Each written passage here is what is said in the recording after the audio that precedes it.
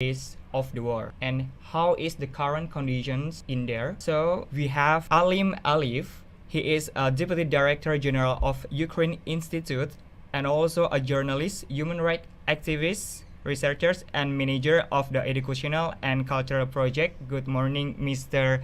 Alim. Assalamualaikum. Waalaikumsalam. And we also have Mr. Fasil Hamianin. He is ambassador of Ukraine for Indonesia. Good morning, Mr. Fasil. Selamat siang. Selamat siang. Okay. So today is the 30 and 50 days of the war. You can describe about the current condition in there of the war. Yeah, today it's 350 days of full-scale invasion by Russia to Ukraine. And but I want to remind that this war started 9 years ago from the temporary occupation of Crimea in February 2014. Yeah, I'm originally from Crimea. I'm originally Crimean Tatar, where indigenous Muslim population of Ukraine. Yeah, and today this war is essential war about values, on our values. Yeah, because it's war between values of dignity, multiculturalism, also democracy and freedom. And for Russia, for Russian side, these values, they not accept these values. Yeah, that's why also one more for Russian new empire. They think that Ukrainians and Russia it's one nation, and they name us like a little Russians. Yeah, and it's a totally imperialistic narrative that we have. That's why we say that this war it's anti-colonial war. And maybe later I will describe what I mean. So about the imperial narrative that you said, what the meaning is that? Yeah, when we say it about anti-colonial war, we say that first of all, Russia not needs our land. Yeah, because Russia is the biggest country in the world. But they try to destroy our identity. They, of course, try to kill us and try just destroy all of things that not fit into their paradigm and ideology. Yeah, and I just give an example how it started in Crimea. Yeah.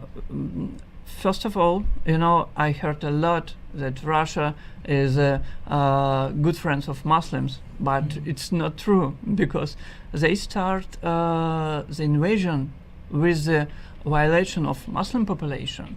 They start to kill us, to torture us. A lot of Crimean Tatars now in a prison. They just banned our national institutions like a Majlis of Crimean Tatar people, is a national parliament. Yeah, they destroy our cultural heritage, and also they banned our Crimean Tatar language, etc., etc., etc. And now, when we see this the whole situation in Ukraine, they do the same in the different territories of Ukraine. They burn Ukrainian books. They appropriate or destroy Ukrainian culture, Ukrainian history. They kill a lot of Ukrainians, and they made war crimes. You heard about city of Bucha, Irpin, Mariupol. It's in such cities we fix the acts of genocide of Ukrainian people, and we should talk about it loudly. So in your opinion, the war is about religion sentiment or pure power struggle? No, it's war. It's existential war about the state about the right for Ukrainian people to be Ukrainians, the right of Ukrainian people to choose our own future. It's the right to choose our freedom. And it's not the war, between NATO and Russia. No, it's war between freedom, and freedom is between past and future. So it's not about religion sentiment, or also not about power struggle, right?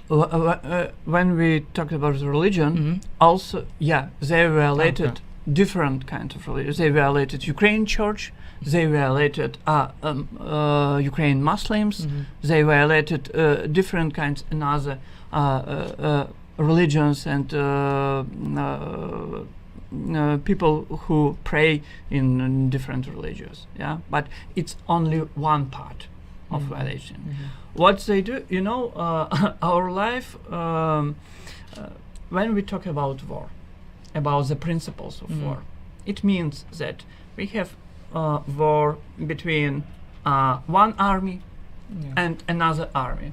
But in our case, it's war between Russian army and all of Ukraine people and population, not only Ukraine army, Ukraine civilians. For today, 1/3 all of Ukraine population displaced. It means that we have millions of refugees that displaced in different countries of Europe, and not only Europe, Turkey, for example, but also we have internal displaced people who moved from temporary occupied territories to the free territories of Ukraine. Russia also launched their rockets, their missiles, bombs to civil infrastructure. Only today, 550 cultural objects were destroyed by Russia. It's I talked about universities, I talk about museums, I talk about schools, I talk about, for example, also hospitals, theaters, etc., etc., etc. They destroyed civil infrastructure, and we should talk about it. Okay. Besides the infrastructure, is there any impact of the war? Maybe about the education or social or maybe health service? Of course, of course. When, for example, first impact when we talked about destroying infrastructure, destroying hospitals, destroying schools. Now, how students study, it's in hybrid way. Most of all online, in schools or in university, but sometimes it's we can study offline.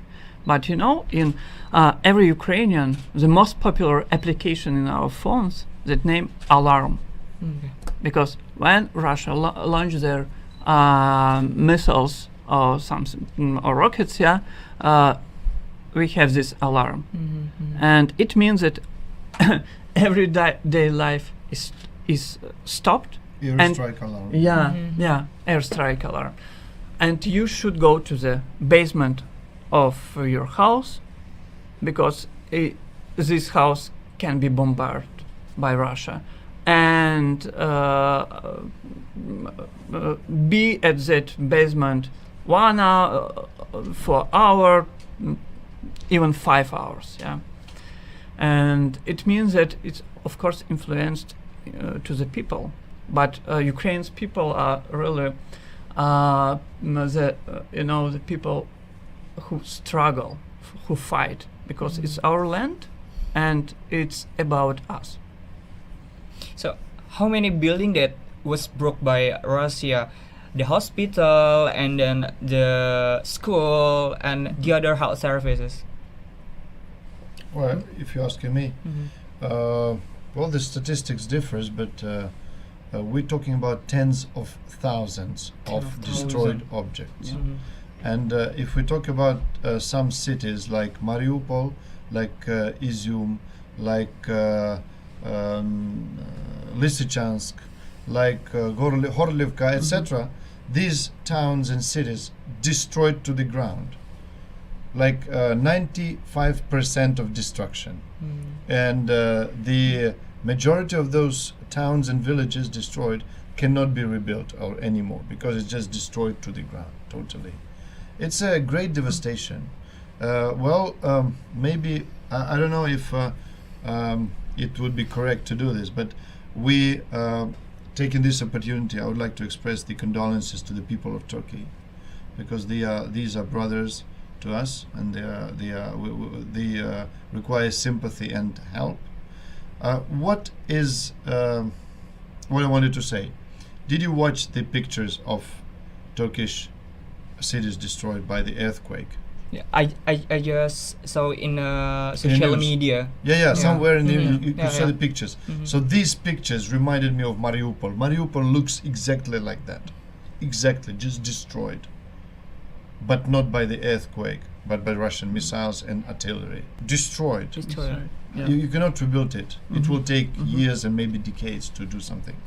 Because when you have the city and town with everything destroyed, all the communications, water supplies, like electricity, all the residentials, all the schools, in some places you can clean up and rebuild, but in some villages and some towns, even not worth doing this. No renovation, just cleaning to the ground and rebuilding again. That's it. So, I just said few words about the, just a few words about the reasons for this war.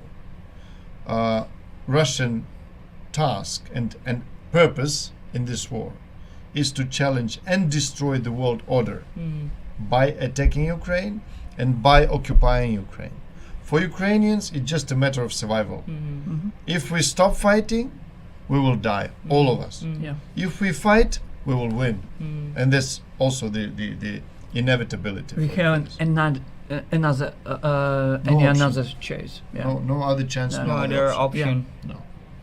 Yeah, I'm interested about the building of school that broke by Russian. So, how many students that be a victim that they cannot be studying because their school was broken?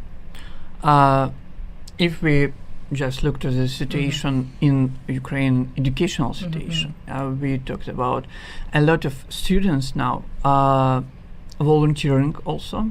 Like in our society we have two groups, main groups. One group in Ukraine army, even civilians who before 2022 February 2022 was I don't know representatives of different kinds of professions, and now they're serving in army. And one more group, it's volunteers. Whole of Ukraine society are volunteering to the army, to this win, our win. And also we should say it about students, about children, because Russia kidnapped children from the temporarily occupied territory and deported them to the Russia. It's thousands and thousands such cases. Today in Ukraine, a lot of human rights organizations, a lot of human rights coalitions monitor and fix the war crimes and the violations against humanity. And such crimes as kidnapping and deportation, it's one of only the top of iceberg. Also, we should talk about torture of people, because Russia, in the temporarily occupied territory, made the torture camps and also filtrated camps, like Nazi Germany during the Second World War. I just add something to this. You ask how many students were affected. Alim just mentioned that 1/3 of our population It's like 15 million people 15 displaced. Displaced. Imagine that in Indonesia, 100 million people, 100 juta orang, just change the place because they have to. They have to run into other places. 100 million is all people or just the student? No, like all people. All people. Oh, But yeah. out of these people, a lot of people lot. are Yeah. pupils, murid-murid, dan mahasiswa. Yeah. Of course, so we're talking about the millions of Yeah. people, millions of students affected. Yeah. I mean, students plus plus pupils, so millions of them. Let's figure. If we talk about the victim, how many victims that they already died because the war, and how many that until now they still live, and how their condition? The the total number we'll know after our victory. But for today, the war is continue, and it means that international organizations, Ukraine's organizations, cannot account all of victims of this war. But for today, we can say about thousands and thousands victims who died, who tortured. For example, in Izium, it's a city in the eastern part of Ukraine. After the occupation, human rights organizations fixed a lot of mass graves of people who tortured, and it was just civilians, not Ukraine army or military. Military also as a victims, but first of all we talk about civilian population, and such graves also founded for different and other parts of Ukraine. I add to this, if I may. Yeah.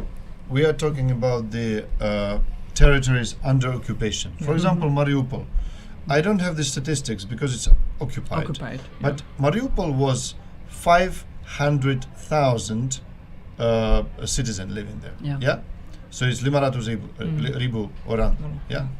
Now it's 10,000. Is 10,000. So some people left Mariupol. Some people were deported to Russia, and some people died. We don't know, but it's definitely tens of thousands of people killed, civilians. How we know this? Mariupol, we could see from the satellite the city cemetery when people are buried after they're dead. Now, the city cemetery in few months grown like big territories added all of a sudden. So it's tens of thousands of people dead and buried there, unknown. It's only one example. So we are talking about huge numbers.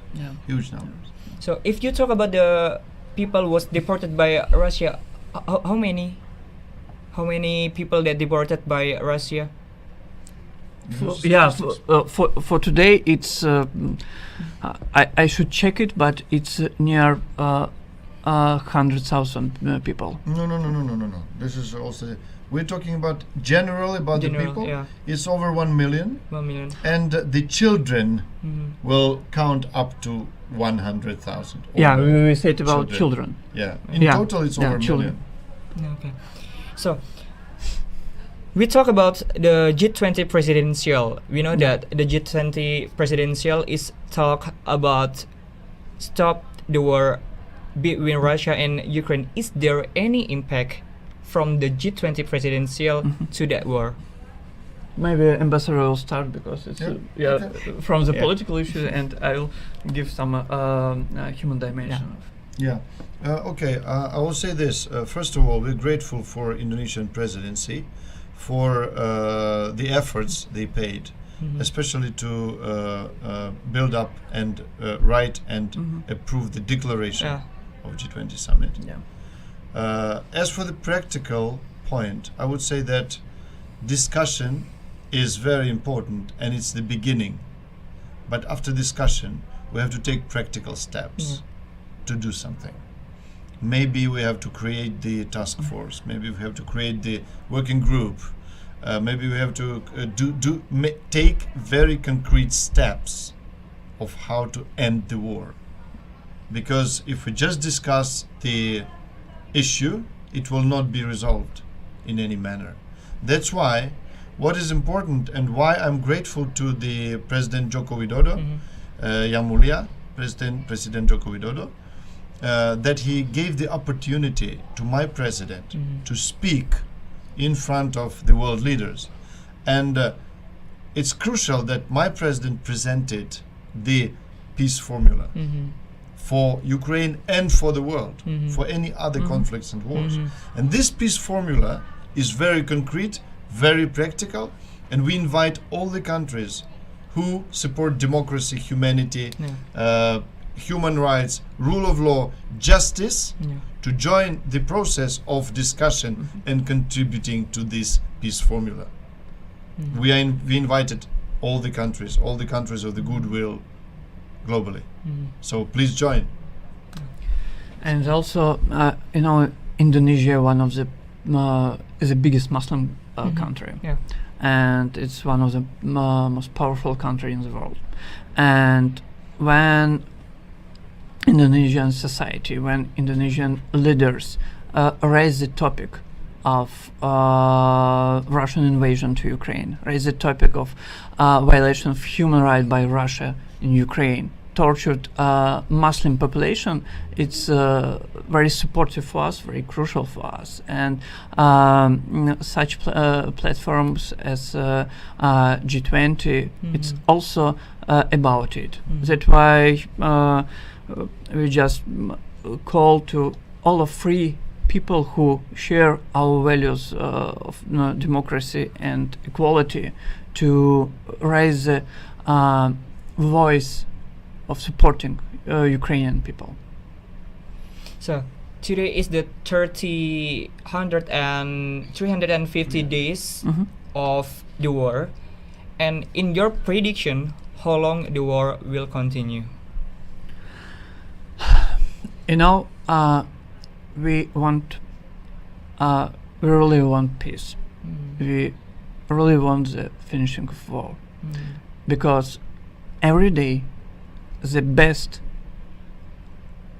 people, citizens of our country died during this war. If for Russians the value, human value is not necessary, for us it's the huge value of every human who live in Ukraine. But what means end of war?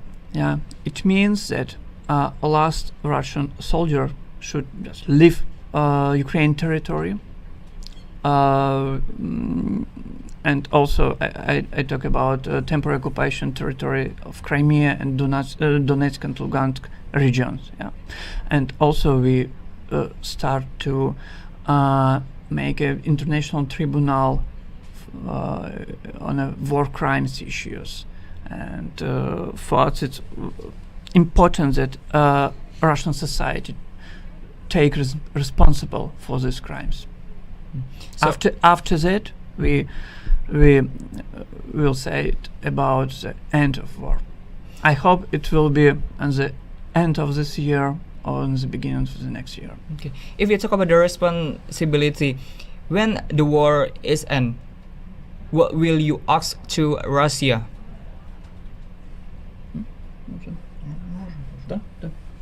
As Ali mentioned already, it will be a straightforward process of justice. Justice must prevail, we think. For many people, it's not clear what is justice. I may make as I always make such an example. Just imagine there is a house and someone living in this house, big family. So someone, robbers and burglars, break into the house, start killing family, start burning the house, destroying everybody. So the master of the house have two choices. One, turn around and run, just leave the house and doom everybody in this house to death and just give up the house for the burglars. And second, to fight.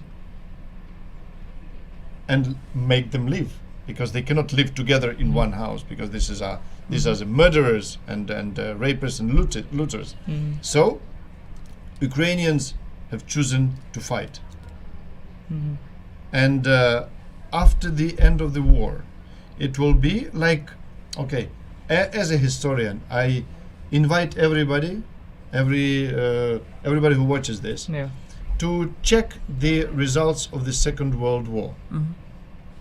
How it ended, what happened then, the tribunal against the war criminals, and then reparations, and then compensations, which last till now. The generations of Germans who were born long after the war were paying to the victims of the Second World War, paying to the victims of the fascism. So Russians will be going on the same scenario. The generations of Russians will be ashamed and will be paying reparations and compensations to the, well, it cannot be compensated. Lives cannot be rebuilt, right? We can rebuild the country, we cannot rebuild the human killed in this process. But it will be moral compensation and material compensation for all the pains we experiencing now. And it will be for generations. It's definitely. I have no doubt about that. So, Mr. Alim, will you say? I will just add that we definitely will win, because it's about our existential. And we not divide the countries who support us to the NATO countries, Western countries, Eastern countries, Southern countries, etc., etc., etc. We divide countries who share and support our values, and who just violate such values of democracy and dignity. It's essential for us. That's why we ask all of democratic countries, and Indonesia, one of the leading democratic countries, also to support Ukraine people in this struggle. Of course, we together all hope about the war will end soon. I mean, I hope the war end this year, and we believe that we should live in peace together and no war again, right? Thank you, Mr. Fasil, for your time, and thank you, Mr. Alim, for your time about this great discussion. Thank you. Merdeka atau mati. Tribuners and Sobat Warta Kota, that's all our discussions. The important things is we all together hope the war ends soon and we should live in peace. Thank you.